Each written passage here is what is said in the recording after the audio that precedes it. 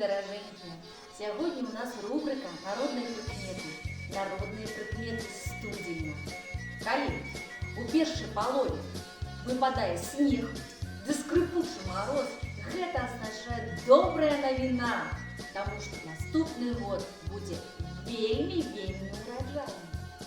Калі маразы будуць вельмі сильныя, то лета, як правіла, будзе вельмі спякотным. Моцныя маразы ў сярэдзіне месяца кажуць пра тое, што зімы яшчэ доўга не будзе.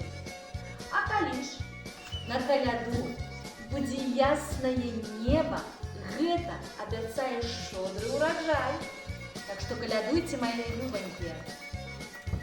Калі паводзіны жывёл будуць нешта зменьвацца, прымер, выйдзе воўк з лесу, то гэта азначае, што зіма будзе вельмі халодная.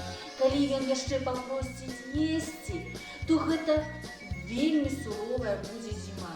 А калі паводле выйдуць з лесу іншыя зверы, такія як ліса або мядзведзь, і будуць шукаць вожыкаў, гэта абазначае, што лета будзе вельмі цёплае і зіма трываць не будзе. Яшчэ кажуць, што сонце і месяц вельмі яркія у студзені, то лета будзе цёплае і вясна прыгожая.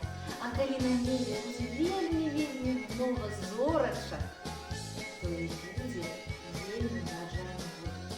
Паважаныя нашы гледачы і сябры, віншую з вас з наступаючай калядой!